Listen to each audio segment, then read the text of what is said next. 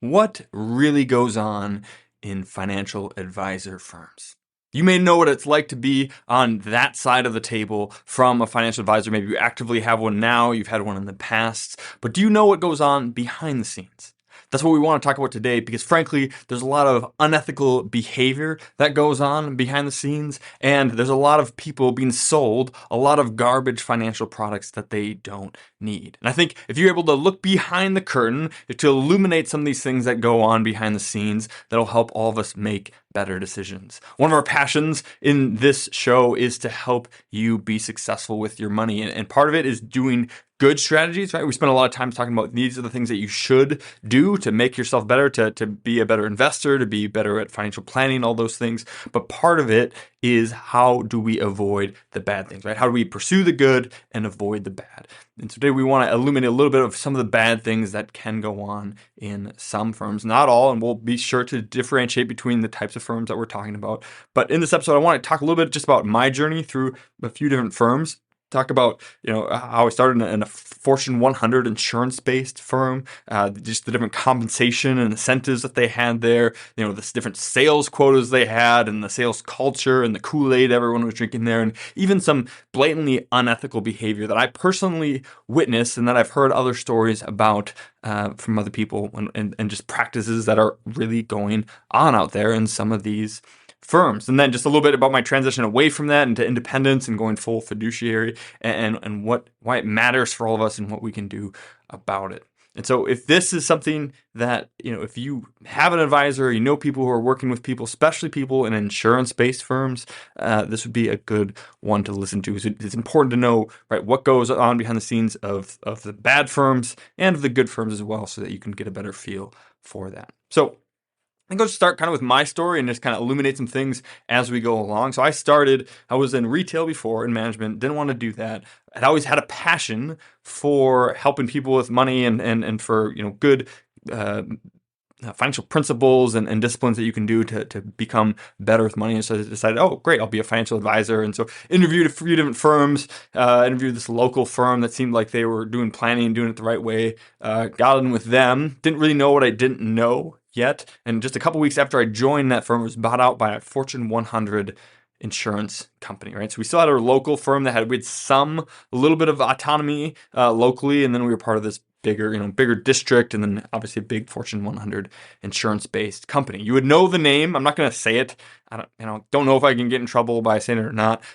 Technically, this is public information, so you could go look it up if you know where to go to find out what company that was that I worked for. But it was a big, mutual insurance company that offered, first and foremost, insurance products, life insurance, disability, long-term care, those types of things, but then also investments and, financial planning and some of these other things as well. And so we've talked about in the show before that there's lots of different types of companies, and one of the main ones out there are these insurance-based companies. Think of like Northwestern Mutual, Thrivent, Mass Mutual. Anytime there's the word mutual in it, it's going to be an insurance-based company, and a lot of times they will hold themselves out as investment first or financial planning first, but at the end of the day, they really are an insurance-based company. So we were bought out by this company. I didn't really know what that meant at first, but then it became pretty evident throughout. And the way that it starts when you're new into the industry is that you basically need to sell, it's eat what you kill and go out and sell, otherwise you're not going to survive.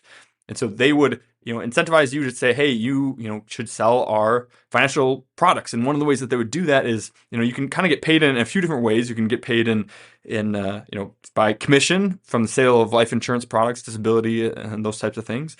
And you can get paid on investments, and you can get paid on kind of annuities, which are like a life insurance investment together, right? And those would be, giant commissions. And then you would get paid on, you could maybe do some planning if you wanted to, but the real money was in all the commissioned products that you could sell. And so you could manage people's money and charge a fee on it, and charge 1%, and then they would pay you out 40% of that or 50% of the 1% you were charging a client.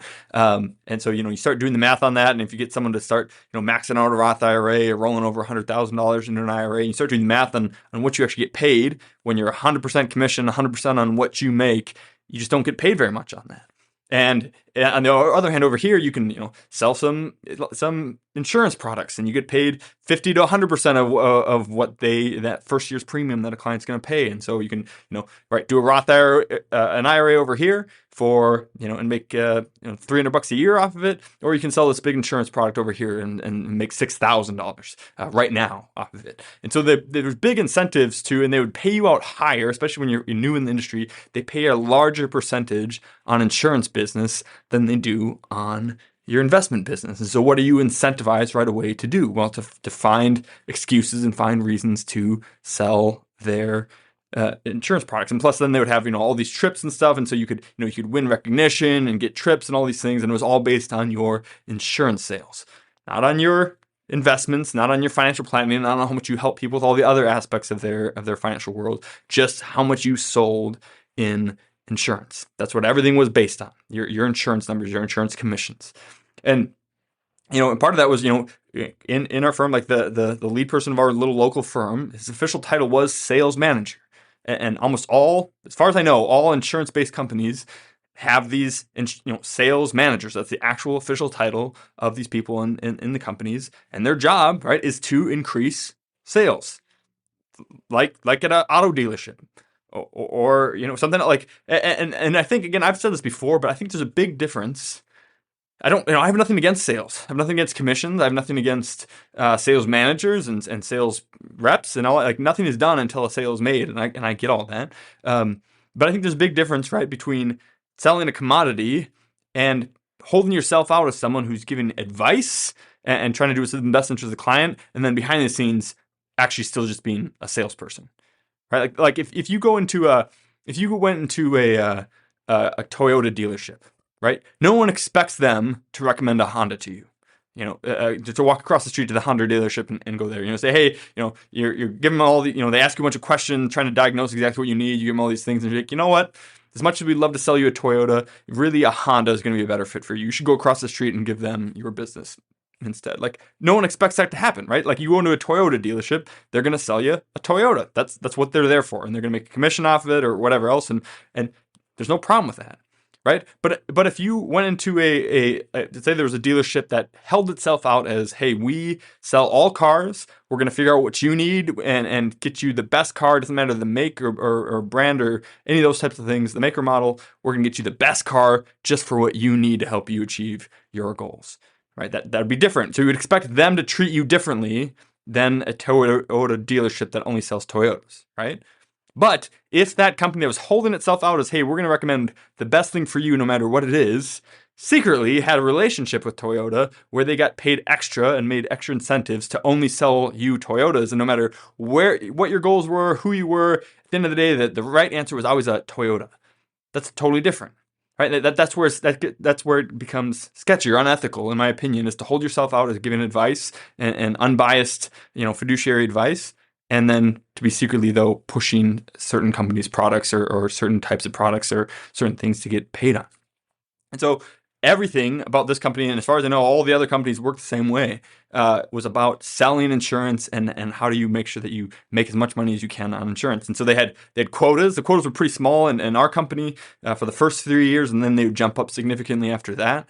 And so, right, for as long as you worked there, no matter how much you were trying to focus on the financial planning or the investments or helping people achieve their goals, at the end of the day, every year, you had to sell X amount of insurance commissions in order to keep your job. You had to. Doesn't matter. And a certain amount just to keep your job, just minimum, and then an extra amount if you wanted to keep like benefits and some of these other things, a much higher amount for all that. And so, again, it doesn't, if you have to sell a certain amount of your company's products, then how can you remain unbiased, right? How can you really recommend what's in the best interest of you, the client, if I must sell a certain amount of this product in order to keep my job?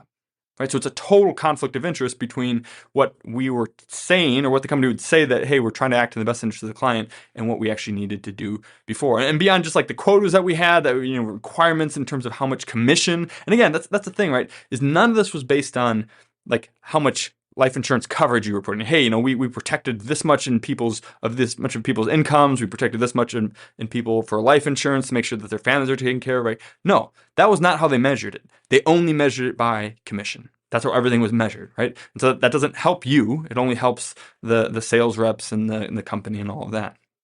And so they had quotas for that. They had, all the support and training was all on how to sell more insurance. We had mandatory trainings we had to go to, tons of extra, a whole university of classes and stuff that you could take and online on demand things, and all of it was always focused on how life insurance or these other types of things really fit in every single circumstances, and how you could sell more of it and increase your case size and all of these things. So all the quotas, the training, the support, everything was designed at selling more insurance. From the sales manager all the way down to the sales staff, everything was about sales, commission, insurance. Even though, again, they were holding themselves out as this, hey, we do everything, we're financial planning, all of that. And that's just where I started seeing this, like, this doesn't feel right. But this doesn't feel right to me, that we're holding ourselves out as one thing, but then behind the scenes, our parent company is kind of forcing all these things down on us, right? And beyond just like the actual, the way that the compensation was structured and all that thing, they had a culture that was all about sales, right? And people that were just drinking the Kool-Aid as far as what their focus was on, right? And so every month, right, they would send out a monthly newsletter, and it would feature right at the beginning who had the most sales. Right? Who is the number one producer? And they call them producers, right? Not advisor. Like internally, they don't call them advisors. They don't call them, planners. They call them producers. Like who produced the most commissions, right? So who sold the most insurance total? Then it would break it down by category: life insurance, disability, long-term care, etc. Who sold the most annuities and got the most annuity commission? Again, always on the commissions, never on the amounts. And so it'd be, I think it was three columns and like 5 rows, like 15 different people would be featured. And one column, like way down to the right, was the amount of like who was getting paid the most on investments, right? Not how much investments they were managing or how great of a job they were doing for clients, but just who earned the most off their investments, and then who did the most amount of money in financial plans. Like they had 2 boxes out of 15 devoted to investments and financial planning, and all the rest of them were on how much commissions people were selling in different categories. Right, so that was front and center right away in the newsletter. So you always know like who you were supposed to reach, and creating competition amongst people to see who could sell the most. And if you sold enough, you could win trips to Disneyland or to the Ritz-Carlton or to the Bahamas or all these different things, right? And again, all of it based on your insurance sales. And so this just began to grate on me as I was part of this company for a while. Like, hey, this can't be, and the more I learned, I had to go outside of the company to try to learn more about investments and financial planning and how to be a fiduciary, where I act in the best interest of your client. And the more I learned outside of the company, the more all of these things made me more and more uncomfortable to be a part of this type of company. And at one point, the tipping point for me was really just some of the really just truly unethical behavior that I was seeing in this company, from the point of people selling income annuities to people who were in their late 70s, and like what an income annuity is supposed to do is it's supposed to guarantee your income. Like you put a bunch of money in there, put $300,000 in there, and it'll guarantee a monthly income for the rest of your life. And if you're 60 and you're retiring and you got 25, 30, 35 years left, you don't know exactly how long. That can appeal to some people, like, oh, great, doesn't matter how long I live, like, I'll guarantee to always have this monthly income for the rest of my life. It's still a bad deal. Don't ever recommend it, especially when I start doing the math on it. It's a horrible deal. But, like, at least that sort of makes sense when you've got 20, 25, 30 plus years to live. But these people were selling them to people in their late 70s, where, again, you take this chunk of money, you throw it into an annuity, and, like, the money's gone then. It's a single premium immediate annuity. The money is gone. You can never get it back after you make this decision. You sign on the dotted line, the money goes in there, you can never get it back. And then it would pay out this monthly income for the rest of their life, but they're only going to live like 10 more years.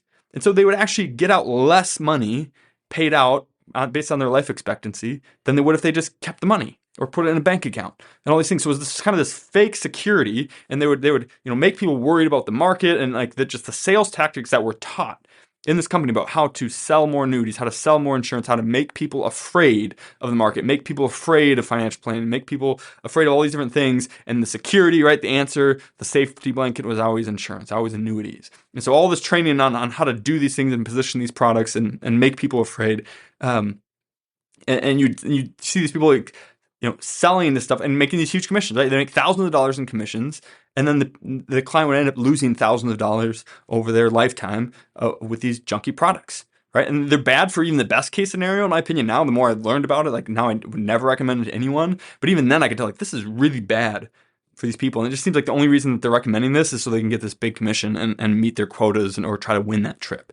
Right, that just can't be right. And then I would see things like, there's a financial planning software where you can model different things, and people would put in, whole life insurance, and they would model the cash value growth just with ridiculous return. Like, hey, everything you put in there is going to go straight into cash value, and it's going to grow at 6% for the rest of your life, which is just preposterous. It does not work that way. You lose money. It takes 15 to 20 years on a whole life policy for you to break even on a really good one, for you to break even between what you put in there and the cash value that's available to you. But they were showing from day one, you're making money. It's worth hundreds of thousands of dollars more than it actually would be in real life. And they would just illustrate these things to make these products look better in the software than they wouldn't actually work in real life, so that they could sell it and make their big commission, make their quotas, earn the trip. And I was just like, I can't do this. Like this is unethical at best and potentially even illegal. And I just can't be a part of this. And so, learning more and more, listening to more podcasts, reading more books from outside of my company in the industry, like realized like, hey, we need to go independent. And so talked about it in our little local firm. We finally decided like, hey, we're coming up on that mark where our quotas are going way up. We got to get out of here. And so we moved as a local firm. We all moved to an independent broker dealer. And so that got rid of the quotas, that got rid of, a lot of that bigger structure of kind of sales culture and some of those kind of things. And that helped a lot, just to not have those things and to be able to be independent and be able to recommend whatever we wanted without having to sell a certain amount of X company's product or, so we had no quotas at all, and we could do any company that we wanted to. And so that was a big thing. It happened, we kind of planned it out. We planned to go in, I think March or April of 2020. And so we'd planned this from back in like January, right? And so it was already in motion. We couldn't stop it. And then obviously COVID hit right when that was happening. So not the greatest time to be moving people's money from one broker dealer to a next and all these other things. But, got through that. And that helped a lot to go there. But even then, there still was the broker dealer component of it, still was the commission portion of it, still was, some of the people in our firm, we kind of, our firm, the whole thing went away into independence, right, which was good. But we still had some differences in terms of, when we thought commission products were appropriate or not. So we ended up splitting. Some of the guys went in a different direction, and we decided to go full fiduciary, right, full boil, and start our own, fully independent registered advisor firm. So we don't have any broker dealer. We cut out the middlemen, cut out a layer of fees that our clients were paying to them for no value back to them, and got rid of our insurance licenses. And so now, right, we're a fee-only fiduciary financial planning firm. We only get paid by you, the client, for financial planning and investments and all those things. If you need insurance, we can work through that and recommend what you need, but we don't sell it. We don't get any kickbacks. And so just all these things that we kept moving more and more and more towards true fiduciary, get rid of the conflicts of interest, get rid of the things that are incentivizing us to recommend certain products or certain companies to you, because we really want to be able to do what's in your best interest. And there's a lot of firms like that, right? So that's where I always say, like, go to feeonlynetwork.com. There's other networks out there where you can find really good firms where these people, all they care about is helping clients and doing what's in the best interest of the client. And like, my story is not unique, as I've listened to lots of other stories. There's so many stories of people that are in firms like mine where they started out in firms like the one I started out in, right? And these big insurance-based firms learned more and more, split off, went more and more independent, just knowing that it is, at the end of the day, much better for the clients. And I don't think I've ever heard of anyone who started out as a fiduciary and then went and joined a sales organization like an insurance company or some of those kind of things. So that should be telling, right? It's a one-way street. People go independent, they go fiduciary, they don't usually go back the other way. And so, right, in my opinion, right, I would firmly recommend that no one ever work with an insurance-based company. Right. And again, like, if you need insurance, right, you just go to American Family or Farmers or like whatever else, and you just like want to go buy insurance because you need it. Like, that's one thing, right? And if you're an insurance agent and you work for an insurance company and that's all you're doing, that's its own thing, right? But if you're a financial advisor and you're holding yourself out as an advisor, right, somebody who's supposed to give advice that's in the best interest of the client, then you need to get rid of those conflicts of interest. You should not have incentives or requirements or quotas to sell certain companies. And I think this matters for you as a client, potentially as an end investor, because there's a supply and demand aspect of this. right? And that if clients, if U.S. citizens are willing to work with anyone and they don't know the difference and they don't understand that, hey, this person is going to act in their best interest and always only do what's right for you, and this person is going to sell you products to meet their quota, right? If you don't know that that's going on behind the scene, you'll keep working with these people because you don't know any better. Right? And I don't think anybody who learns these things is like, oh yeah, I really want to go find someone to sell me products to meet their quotas or to be able to earn a trip to Disney World. Like nobody wants this. It's just that we don't know any better. And I think the more people that say, nope, I only want to work with a fee-only fiduciary. That's all I will. I won't even consider anyone who works for an insurance-based company. The more people that do that, because there are some good people, right? Like, hopefully I had the right. I didn't know what I didn't know. Hopefully I had the right. I think I had the right intentions and stuff going in there, which is why I got out of there. The more I learned, the more I wanted to get out until I finally did. And I think there's other people like that, right? They're good people that are caught up in bad companies with bad cultures, and they just need a little bit of prodding to get out, right? And so if you as clients, as investors, demand the fiduciary standard, demand fee only, you will gradually pull out all the good people that work in these companies because they'll go where the demand is, right? And if they hear enough times, hey, I'm not going to work with you, you're not a fiduciary. Hey, I'm not going to work with you, you're not fee only. And they keep not getting clients because they work for an insurance company, they'll leave the insurance company, right? And they'll start doing it the right way. So I think it really matters. There is a lot of these things that do go on. If you listen to last episode on the Bear Brothers Financial Advisors, right?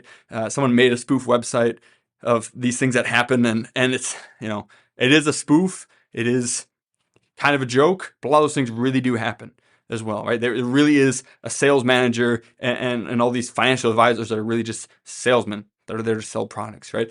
There really is kickbacks and stuff that these companies get to sell certain lines of products or certain lines of investments and to recommend those over other ones because they get extra, right? Extra incentives, extra kickbacks if you put you in with this investment company instead of this one.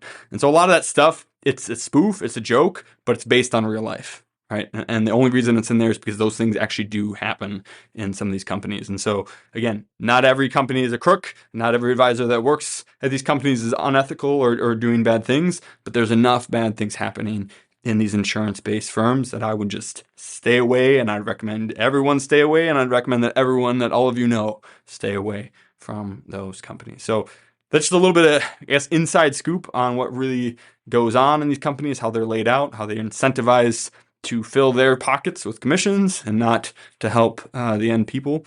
Right, hopefully it's just a little bit motivating for you or for someone that you know to leave those companies and go work with someone who's really going to care about you and your ultimate success. So again, if you want resources, we've talked about this before, but best place to start would be feeonlynetwork.com. You can just Google that or go to feeonlynetwork.com, search your area, find some people, and anyone on there, I would recommend. Like you're not going to go wrong there. There's other people that are not a part of that network who would also be good. That'd be the easiest place to find somebody for you to check out. So hopefully this has been helpful for you, or at least interesting behind the scenes things, and we will see you next week. Thanks.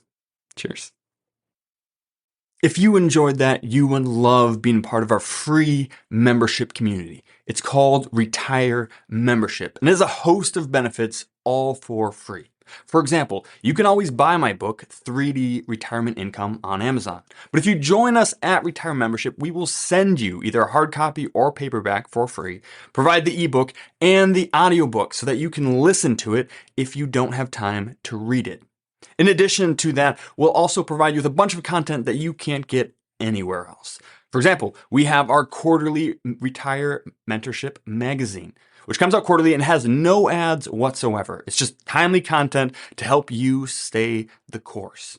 We also have workbooks for our free online workshop to help you get the most out of those, flowcharts to help you make better decisions, and a weekly email to provide timely content that you can unsubscribe from at any time. We never ask for any payment information, and we never share your information with anyone else. We just want to provide timely content and help you stay the course to retire successfully and stay successfully retired. There's no reason to wait, so join us now at retiremembership.com, where you can click in the link in the description and it'll go right there.